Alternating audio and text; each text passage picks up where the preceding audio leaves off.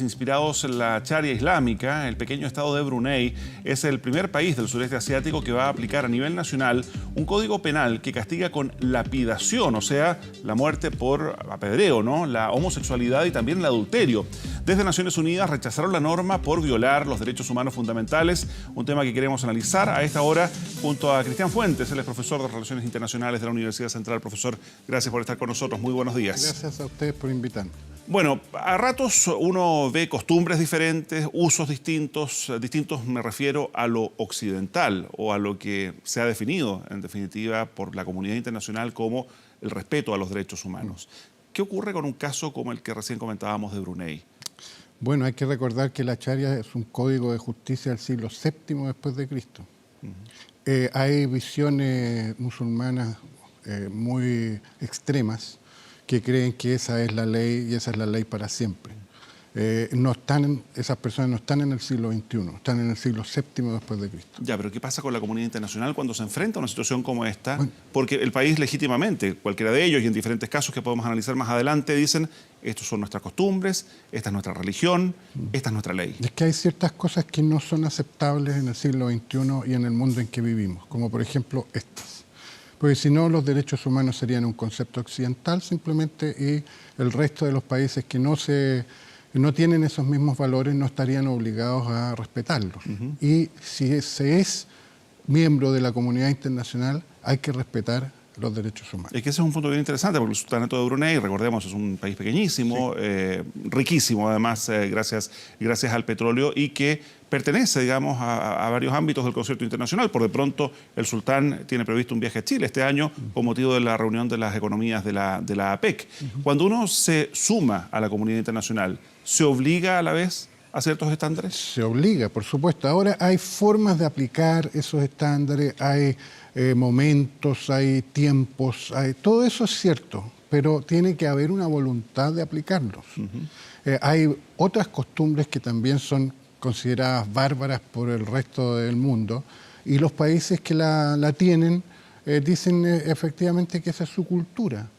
Bueno, no es, como decía antes, no es tolerable eso en los momentos en que vivimos, en los tiempos en que vivimos.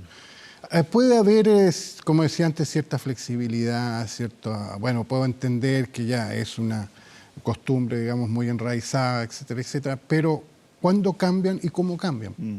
Entonces, es distinto decirlo así que decir, mire, yo desde el año 2014, además, Brunei está haciendo esto y aplicando este código de justicia que, como decía, es muy antiguo.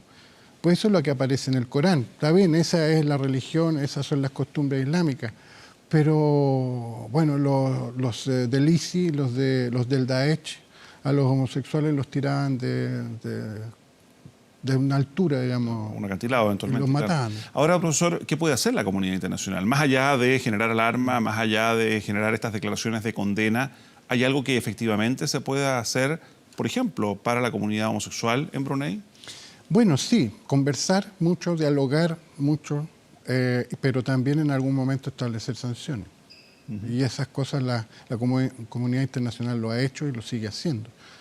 Diálogo, por cierto, respeto, por cierto, pero en función de esto, de ir evolucionando, de ir caminando hacia. Dicen que esto lo hace el sultán porque tiene problemas, por ejemplo, por la baja del precio, la baja sostenida del precio del petróleo. Entonces, para no tener problemas, recurre a estas, digamos, estas costumbres que son además, están sancionadas religiosamente, ¿no? Es un país islámico, recordemos. Perdón, ¿y qué pasa cuando un país se plantea en una disyuntiva como esta, señalándole a la comunidad internacional, estos son asuntos internos, bueno, por ejemplo, ustedes no deben intervenir? Por ejemplo, hay tratados internacionales. Hay varios países que se han manifestado, por ejemplo, a favor de la pena de muerte. Pero ya no existe la pena de muerte en ese país. El tratado correspondiente afirma que no se puede volver a instaurar la pena de muerte, ¿no? Entonces, no se puede simplemente. Hay que ver cuáles tratados ha firmado Brunei, cuáles son sus obligaciones internacionales y hacerlas que pesen. Entonces, Ahí, como decía antes, hay procesos. Tampoco la comunidad internacional no hace estas cosas de manera tan abrupta, digamos, tan rápida. Hay procesos. Es que esos procesos a ratos pueden tardar para mucha gente demasiado tiempo. Sí, o sea, guardando las proporciones. También, por ejemplo, hemos conocido en países de África que al día de hoy, siglo XXI, como dice usted, hay mutilación de genitales para algunas mujeres. Así es. O sea, hay costumbres que desde la mayor parte de los países de la comunidad internacional parecen una barbarie. Claro. Sí, es que a veces se pueden establecer sanciones de manera rápida, otras veces no. Entonces hay que ver el caso particular. Pero como decía, hay tratados que obligan. El ser miembro de la comunidad internacional no es... tiene costos, tiene muchos beneficios, pero también tiene costos. ¿Y de qué sanciones estamos hablando? Usted plantea que la comunidad internacional podría sancionar a un país por determinadas situaciones, que podría ser este el caso. Cuando estamos hablando además de un sultanato que es riquísimo, digamos, más allá de la situación puntual del precio del petróleo, Brunei descansa, digamos, sobre pozos de petróleo. Sí. ¿Qué sanciones económicas aquí prácticamente no tendrían sentido, ¿no? Hay muchos tipos de sanciones, por ejemplo, la suspensión de la participación de ese país en algún organismo, por ejemplo, de algún organismo dependiente de Naciones Unidas. Hay también sanciones, por cierto, comerciales, hay sanciones con respecto a la compra de armas, etc. Hay un menú de sanciones muy amplio. Profesor, quería traer a colación, dejando de lado por un momento el tema de Brunei, costumbres que uno a ratos sigue viendo en momentos en que, particularmente en Chile, digamos, y en Occidente, las mujeres han alzado la voz en contra de la discriminación. Uno ve, por ejemplo, muchísimos países en Asia que siguen siendo tremendamente machistas. Claro.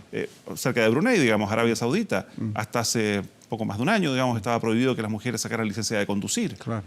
¿Son casos que también debieran ser vistos por la comunidad internacional? Por supuesto. En el caso de Brunei, hay actores, por ejemplo, norteamericanos e ingleses, que están impulsando un boicot a los hoteles del sultán.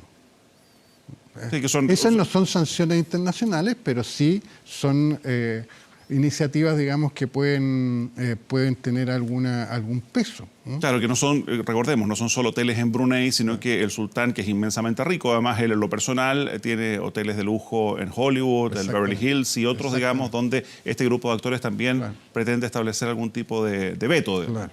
Entonces no solo son sanciones, o no solo pueden ser sanciones de los organismos internacionales, también pueden ser sanciones particulares.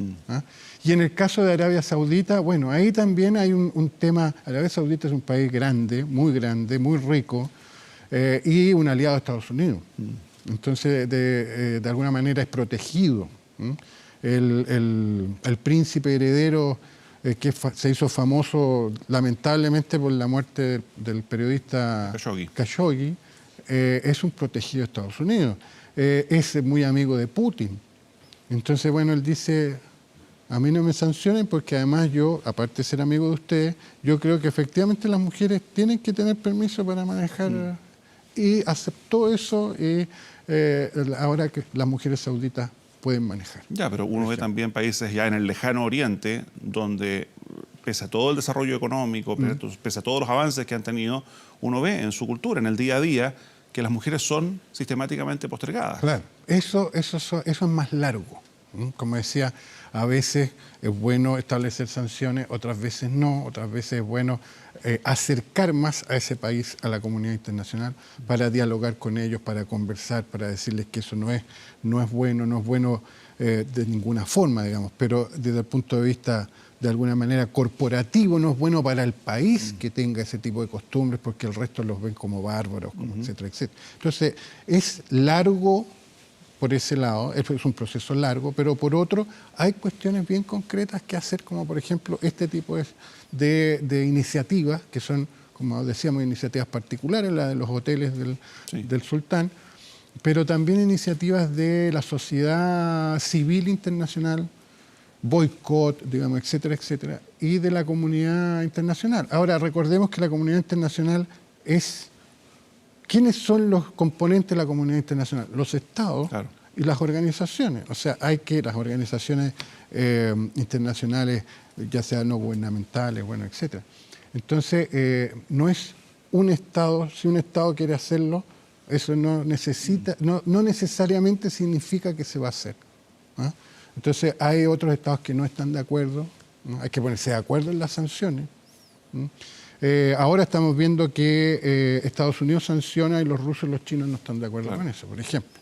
Pero bueno, de esa manera se avanza. O sea, uno podría ir más allá, digamos, lo que está pasando hoy día en Venezuela, por ejemplo, de vulneración a los derechos humanos, donde Venezuela se transforma en el objetivo de algunos, digamos. Y viene otro y dice, bueno, y Yemen, y la guerra del Yemen, donde los sauditas hacen lo que quieren.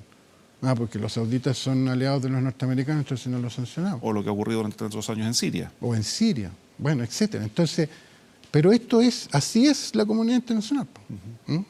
Yo creo que el sultán va a tener que hacer algo al respecto y no sé si echar para atrás estas cosas o de alguna manera moderarla, no sé, porque no es presentable algo así en el momento en que vivimos. Y finalmente, ¿cuánto peso está teniendo hoy día en el concierto de las relaciones internacionales la sociedad civil? Usted mencionaba este caso puntual de un grupo de actores que pretende generar un boicot a los hoteles del sultán de Brunei, pero en momentos en que se realizan cumbres, tuvimos recién el G20 en Argentina, viene la reunión de APEC a fin de año acá en nuestro país, el COP25, digamos, en torno a temas del medio ambiente, donde se reúnen líderes mundiales y donde la sociedad civil a veces también tiene algo que decir, muchas veces que protestar. ¿Cuánto peso realmente están teniendo? Muchas veces tiene mucho que decir la sociedad civil internacional. ¿Y de qué hablamos cuando hablamos de sociedad civil internacional? Por ejemplo, las grandes organizaciones no gubernamentales, que muchas veces son más poderosas que la inmensa mayoría de los estados del mundo. Las grandes son, por ejemplo, las que tienen que ver con el medio ambiente. Ahí tienen un peso enorme. Y arrinconan a los estados y los obligan a hacer ciertas cosas. Las empresas transnacionales, que son las verdaderas protagonistas de la economía internacional. Bueno, pero entonces, todo eso al cual se le llama sociedad civil es muy poderoso y cada vez lo es más. Pero también está cruzado por otras cosas que tienen que ver con lo político, que tienen que ver con el poder internacional, y ahí están los estados detrás, ¿no? Entonces, si se pusieran de acuerdo, por cierto, podrían hacer muchas más cosas. De hecho, la Organización de Naciones Unidas hace mucho tiempo que trabaja con las ONG internacionales y las invita, y muchas veces hay cumbres paralelas. Y cada vez más protagonistas. Y cada vez más protagonistas. Y pueden, de hecho, paralizar una ciudad, como lo han hecho, en contra de situaciones en distintos ámbitos. Sí, aunque también han tenido algunos resultados que no se han dado en el largo plazo. Estaba pensando, por ejemplo, la campaña de Greenpeace contra la caza de ballenas, digamos, en el caso de Japón, que pese a todos los esfuerzos, pese a todo, no han podido detenerlo. Sí, y ahora Japón se retiró de la Comisión Ballenera Internacional. Es cierto, los noruegos también siguen cazando ballenas. Claro, a veces no lo logran, pero la pelea continúa, digamos, no se ha terminado. Un continuo. Profesor Fuentes, muchísimas gracias por habernos acompañado aquí. Muchas gracias a ti, Mauricio. Muy bien, nosotros vamos a una muy breve pausa. En instantes estamos de regreso con más Mañana Informativa.